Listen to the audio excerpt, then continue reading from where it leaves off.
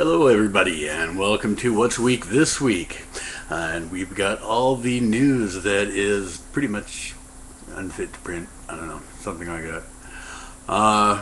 First of all, our lead story: under the terms of the 50-state mortgage foreclosure settlement, U.S. taxpayers could end up paying billions in penalties that were supposed to be paid by the banks. That's the gist of a front page story which appeared in the Financial Times on Thursday, February 17th. The widely cited article by Shaheen Nasirpour notes that the 5 banks that will be affected by the settlement, Bank of America, JP Morgan Chase, Citigroup, Wells Fargo, and Ally Financial, will be able to use Obama's mortgage modification program, HAMP, to reduce loan balances and receive cash payments of up to 63 cents on the dollar for every dollar of loan principal forgiven. And that's not all. If borrowers stay current on their payments after their loans are restructured, the banks could well qualify for additional government funds, which, according to the Financial Times, could then turn a profit for the banks, according to people familiar with the settlement terms. How do you like them apples? Leave it to the bank-friendly Obama administration to turn a penalty into a windfall.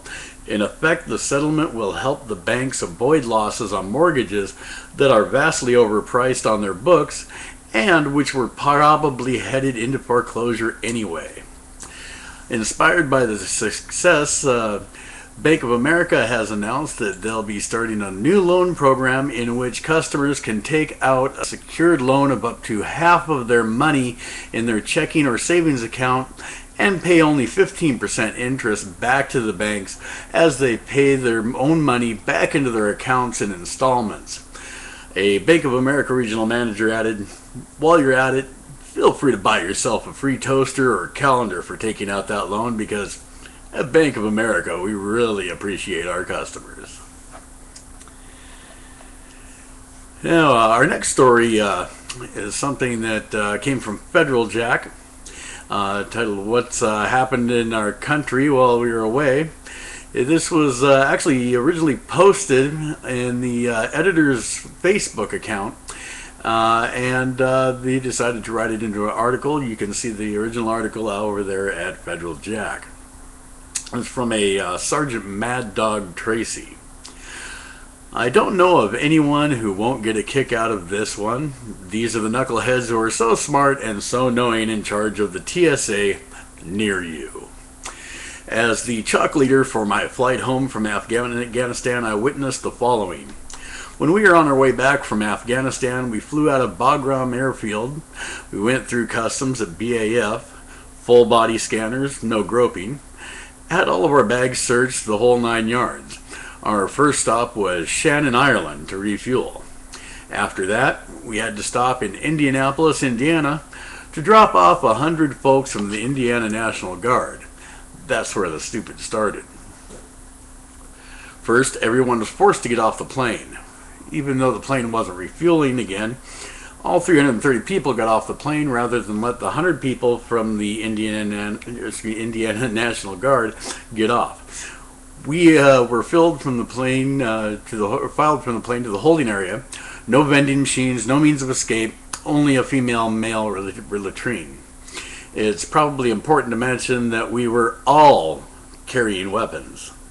Everyone was carrying an M4 carbine rifle, and some like me were also carrying an M9 pistol. Oh, and our gunners had M240B machine guns. Of course, the weapons weren't loaded, and we had been cleared of all ammo well before we even got to customs at Bagram, then again at customs. The TSA personnel at the airport seriously considered making us unload all the baggage from the secure cargo hold to have it re-inspected. Now, keep in mind, this cargo had been unpacked, inspected piece by piece by U.S. Customs officials, resealed, and had bomb-sniffing dogs give it a 1-hour run-through. After 2 hours of sitting in this holding area, the TSA decided not to re-inspect our cargo, just to inspect us again. Soldiers on their way home from war who had already been inspected, re-inspected, and kept in a secure holding area for 2 hours. Okay, whatever. So we lined up to go through security again. Now, this is probably a good time to remind you that all of us were carrying actual assault rifles, and some of us were also carrying pistols. So, we're in line, going through one at a time. One of our soldiers had his Gerber multi-tool, and TSA confiscated it. Kind of ridiculous, but it gets better. A few minutes later, a guy empties his pockets and has a pair of nail clippers. The infamous nail clippers. Nail clippers. TSA informs the soldier that they're going to confiscate his nail clippers. The conversation went something like this.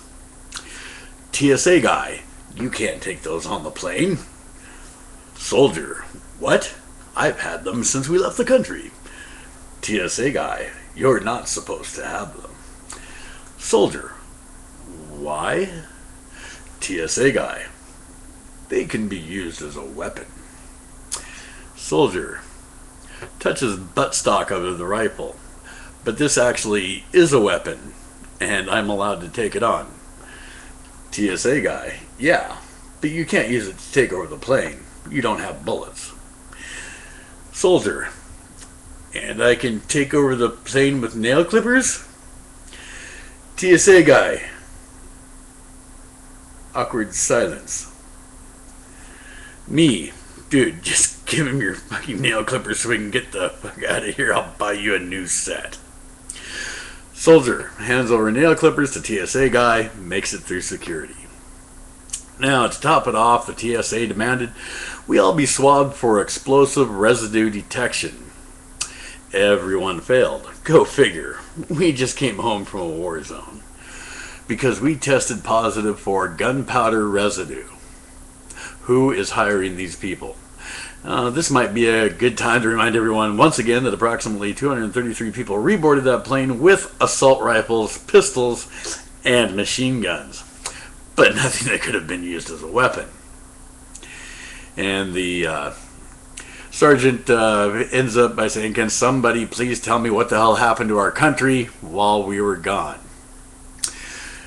Well, as for myself, all I can say is that the troops are just going to have to learn that this is not the same country they left. They may be used to sitting around getting a tan in Afghanistan, but we live with the dangers of terrorism every day in the good old US of A. Now, we've got terrorists with bombs in their shoes and bombs in their shorts, for God's sake.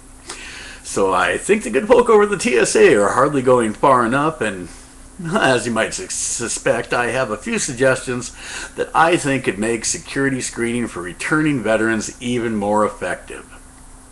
Number one, the TSA should require that bayonets being carried by returning soldiers have their tips corked to defuse them as possible weapons. Number two, veterans with PTSD may present a greater risk on flights, so the TSA should randomly sneak up behind them and bang on pots and pans to help determine if they pose a heightened security risk. Those that fail this test by breaking the neck of a TSA agent should be required to return to the U.S. by bus. The chains used with dog tags present a possible danger as a strangulation weapon. All dog tags should therefore be cast in resin and carried in the soldier's pocket. Number four, when a TSA agent has his hands down the pants of a returning soldier, that soldier should be required to stand at attention and salute. This would let the TSA know just how much they're appreciated and promote TSA morale.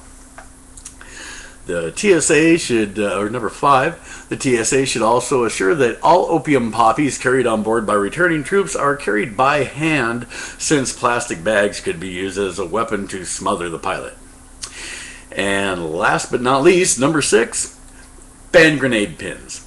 Grenade pins are pretty pointy. They could conceivably be used as a weapon to take over a flight. The TSA should require returning soldiers carrying grenades onto their flight to remove the pins in the screening area prior to boarding. I think that would keep us all safer, make us feel a lot better, don't you? Now, next we have the fact that some Greeks may now have to pay for their jobs. Salary cutbacks called unified payroll for contract workers at the public sector set to be finalized today. Cuts to be valid retroactively.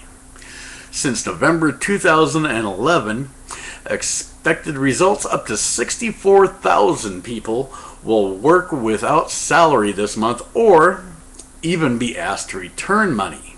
Amongst them, 21,000 teachers, 13,000 municipal employees, and 30,000 civil servants.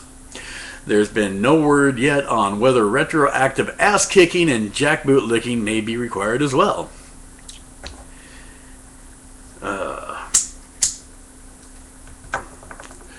Anyway, police chief and 4 of his staff have been fired this week after they allegedly filmed themselves encouraging a mentally disabled man to eat cinnamon.